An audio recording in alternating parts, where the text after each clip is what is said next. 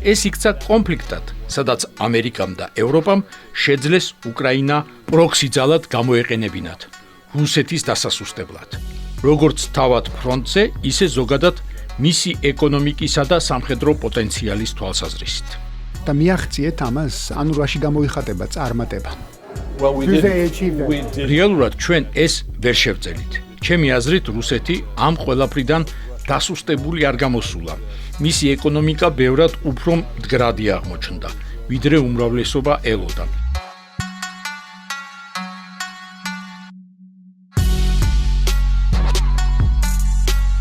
So, Mr. Bibi, thank you so much for being with us. ბატონო ბიბი, დიდი მადლობა ჩვენთან ყოფნისთვის და ამ ფორუმში მონაწილეობისთვის. ჩვენთვის ძალიან მნიშვნელოვანია თქვენი აქ ყოფნა და შესაძლებლობა რომ გაგვიზიაროთ თქვენი იდეები და მოსაზრებები.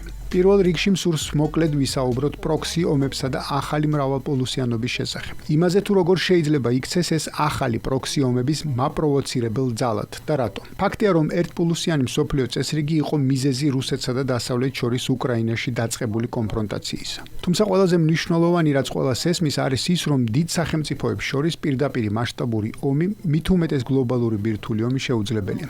ჩემი აზრით სწორედ ეს რეალობა უბიძგებს მათ ახალი პროქსი ომებისკენ, რადგან ისინი ერთმანეთს პირდაპირ ვერ ებრძვიან. რას ფიქრობთ ამაზე? Director, what do you think about it? Well, I think that's right. I think ფიქრობ ეს აბსოლუტურად სწორია. არსებითად, უკრაინის ომი იმის გამო დაიწყო, რომ ამერიკის შეერთებული შტატები ცდილობდა დასავლური ევროატლანტიკური სტრუქტურა გაეფართოებინა და ის უფრო ფართო გლობალური წესრიგის საფუძვლად ექცია. რუსებმა კი თქვეს, არა ჩვენ არ ვაპირებთ ვიცხოვროთ სამყაროში, სადაც ევროპის უსაფრთხოებაში ნატო დომინირებს, სადაც რუსეთს სიტყვა არ ეთქმება და სადაც მსოფლიო წესრიგის იმ სტრუქტურაში, რომელსაც ამერიკის შეერთებული შტატები აშენებს, რუსეთისთვის ადგილი საერთოდ არ არის, რაც პირდაპირ საფრთხეს უქმნის რუსეთის ინტერესებს. რუსებმა უარი თქვეს და ეს უარი სამხედრო ძალით გამოხატეს, რადგან დასავლეთს არსებითად არ სურდა რუსეთის თხოვნის გათვალისწინება და ამ საკითხზე დიპლომატიური კომპრომისის გამონახვა. რუსეთი ელოდა, რომ ეს ომი ძალიან სწრაფად დასრულდებოდა და სულაც არ ფიქრობდა, რომ ის პროქსი ომში გადაიზრდებოდა. თუმცა, ჩემი აზრით, მოხდა ის, რომ ამერიკის დაზვრევამ მოიპოვა მნიშვნელოვანი ინფორმაცია რუსეთის გეგმებზე. ჩვენ შევძელით უკრაინელებისთვის გვეთქვა, აი რის გაკეთებას აპირებენ რუსები, აი სად და როდის დაგარტყამენ. ეს უკრაინელებს თავდაცვის მომზადებაში დაეხმარა, რის გამოც რუსეთის პირველი მცდელობა აეღო დედაქალაქი კიევი ჩავარდა. სწორედ ამ მომენტიდან ეს პროცესი პროქსი ომად იქცა, რადგან რუსებმა გააცნობიერეს, რომ სწრაფად ვერ გაიმარჯვებდნენ. ომი რამდენიმე კვირაში ვერ დასრულდებოდა და ის გამომფიტվել ხანგრძლივ ომში გადაიზარდა.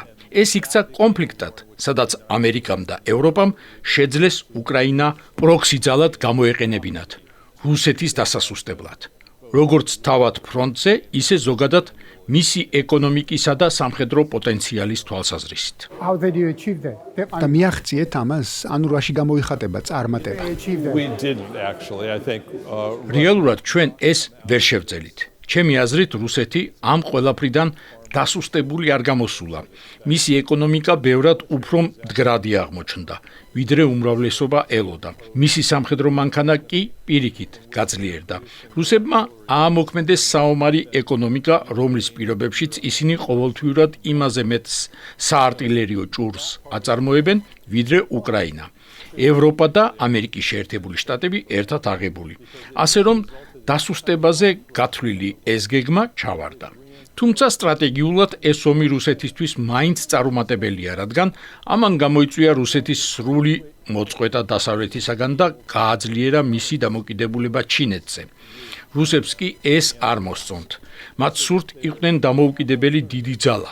მათ სჭირდებათ ჩინეთთან და დასავლეთთან ურთიერთობების დაბალანსება, რათა ყოველთვის ჰქონდეთ ალტერნატივა და ჩინელებთან მოლაპარაკებებისას მყარი პოზიცია შეინარჩუნონ. რათა ჩინეთმა უბრალოდ ვერ უკარნახოს მათ, თუ რა ფასად იყიდის ნავთობსა და გაზს. ფიქრობ, სტრატეგიულად რუსები ჩიხში აღმოჩნდნენ და ამ მდგომარეობიდან თავის დაღწევა სურთ. ჩემი აზრით, სწორედ ეს არის ერთ-ერთი მიზეზი, რის გამოც მათ რეალურად სურთ უკრაინის ომის დიპლომატიური გზით მოგვარება. diplomatic settlement of the war in Ukraine. Yes, you're right. So, მართალი ბრძანდებით. რას ფიქრობთ იმაზე, რა წესრიგი ყალიბდება? ბევრი ამბობს, რომ ჩვენ მრავალპოლუსიანობის ჩამოყალიბების მომსწრენი ვართ და ერთპოლუსიანი ეპოქა დასრულდა. მაგალითად, პროფესორი მერშაიმერი და სხვა მკვლევარები ამტკიცებენ, რომ ერთპოლუსიანი სამყარო უკვე წარსულს ჩაბარდა. თუმცა რა ხდება რეალურად? არის ეს ნამდვილად მრავალპოლუსიანობა თუ უფრო ორპოლუსიანობა ამერიკასა და ჩინეთს შორის? და საერთოდ აქვს თუ არა რუსეთს რეალური ძალა იმისთვის, რომ იყოს გლობალური ძალაუფლების დამოუკიდებელი ცენტრი? and center of global power. Well, I think that the answer to that is it's unclear. ფიქრობ ამაზე ცალსახა პასუხი ჯერ არ არსებობს. სრულიად აშკარაა, რომ ერთპოლუსიანი ეპოქა დასრულდა და ახალი წესრიგი იბადება. თუმცა იქნება ეს მრავალპოლუსიანი სამყარო თუ ორპოლუსიანობის გარკვეული ვარიაცია, ამ კითხვაზე პასუხი ჯერ კიდევ არ გვაქვს. მეორე მსოფლიო ომის დასრულების შემდეგ, როდესაც გაეროს უშიშროების საბჭოს 5 მუდმივი წევრის სტრუქტურა შევქმენით, ჩანაფიქრი ისეთი იყო, რომ მასში ომი გამარჯვებული სახელმწიფოები ყოფილიყვნენ წარმოდგენილნი და ამ დიდ ძალებს შორის არსებითად მრავალპოლუსიანი წესრიგი ჩამოყალიბებულიყო.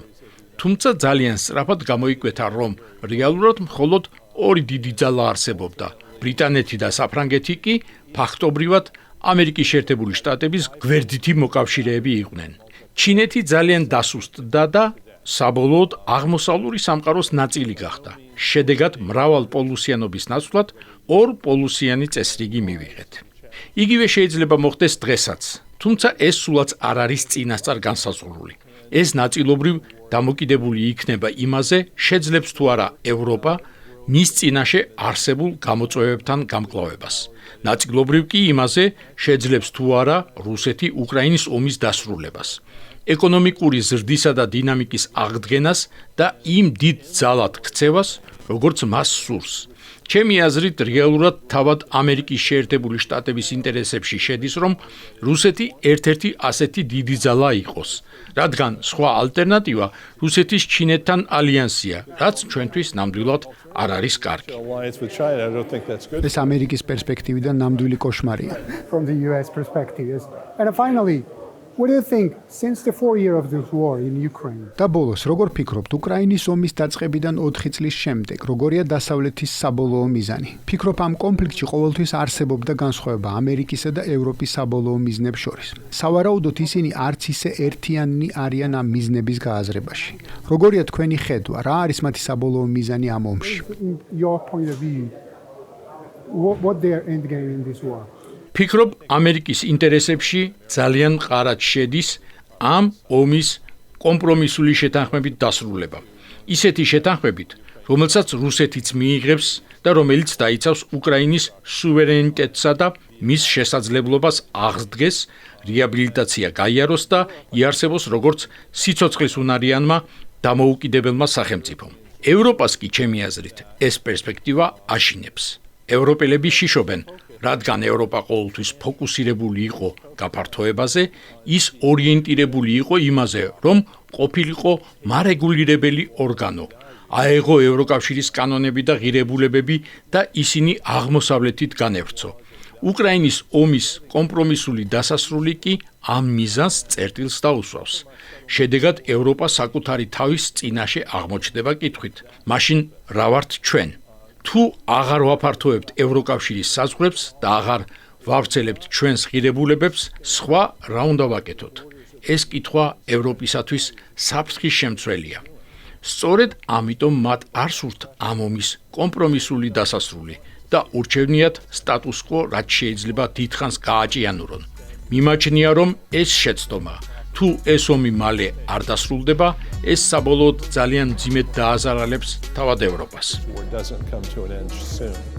Mr. Bibi, thank you so much for your time and for being with us. You're welcome. Wish you good luck. Thank you.